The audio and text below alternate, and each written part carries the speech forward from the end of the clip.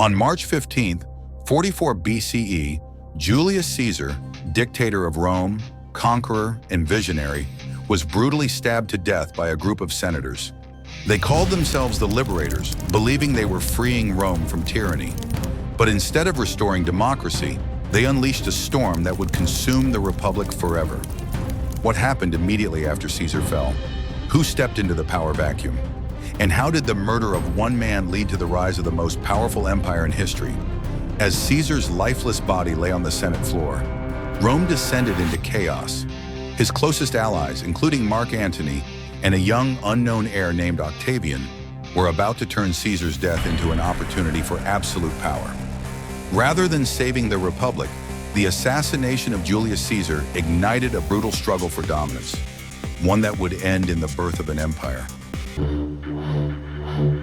The senators expected celebrations after Caesar's death. Instead, they were met with silence and fear. As his bloodied body lay abandoned on the Senate floor, the so-called liberators, Brutus, Cassius, and their allies, marched through the streets declaring they had saved the Republic. But instead of cheering crowds, they found a city in shock. The people of Rome loved Caesar. He had given them land, food, and stability. Now their leader was dead, and the streets erupted into chaos. Sensing danger, Brutus and Cassius fled to the Capitoline Hill, hoping to rally support. Meanwhile, one man seized the moment. Mark Antony, Caesar's most trusted general. Antony secured Caesar's money, political power, and will, making himself the most influential man in Rome.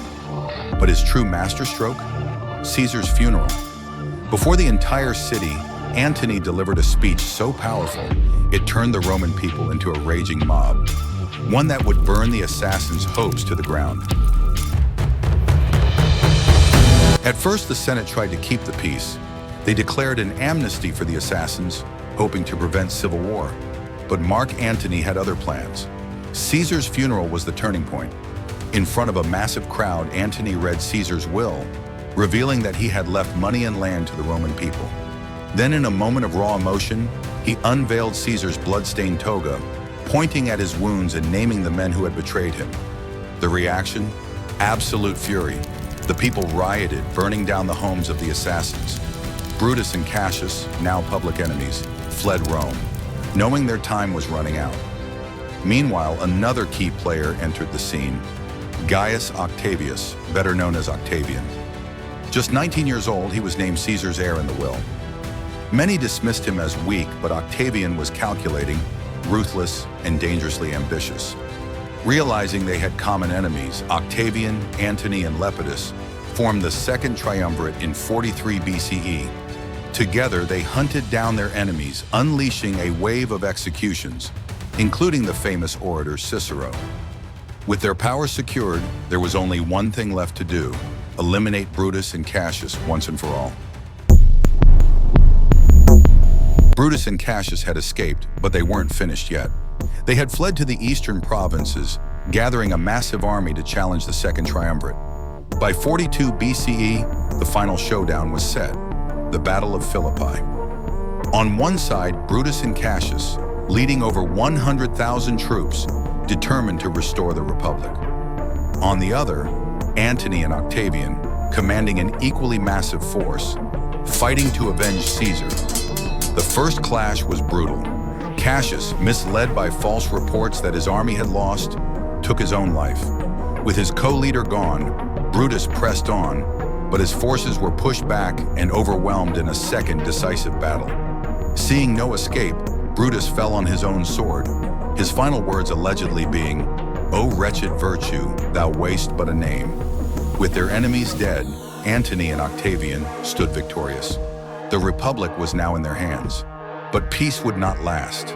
The two men who fought together would soon become bitter rivals, leading Rome into another bloody conflict, one that would determine the future of the empire. With Brutus and Cassius dead, the Republic was gone. But the power struggle had only just begun. The second triumvirate was unstable from the start. Lepidus was quickly sidelined, leaving only two men vying for control, Mark Antony and Octavian. At first, they divided the empire. Antony ruled the east, while Octavian controlled the west. But tension grew, and soon the alliance collapsed into open hostility. Antony made a fateful mistake. He fell under the spell of Cleopatra, the Queen of Egypt. Their romance wasn't just personal, it was political. Antony aligned himself with Egyptian wealth and power, presenting himself as a king rather than a Roman statesman. Octavian seized this opportunity. Using propaganda, he painted Antony as a traitor, claiming he wanted to make Egypt the center of Rome's empire. The Senate, stirred by Octavian's rhetoric, declared war on Cleopatra, and by extension, Antony. The final battle came in 31 BCE at Actium.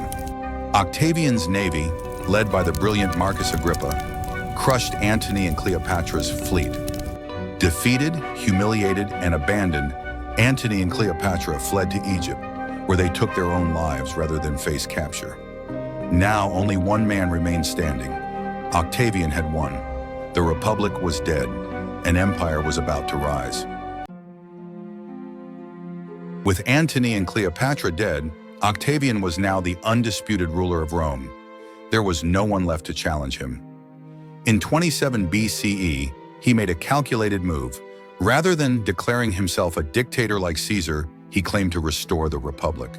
In reality, he consolidated absolute power and was given a new title, Augustus, the first emperor of Rome. The Republic was no more. In its place stood an empire that would last for over 1,500 years. Ironically, the men who killed Caesar to save Rome had done the opposite. Their actions paved the way for one-man rule forever. If you enjoyed this deep dive into the chaos after Caesar's assassination, don't forget to hit like and subscribe for more thrilling stories from history. Drop a comment below. We'd love to hear your thoughts.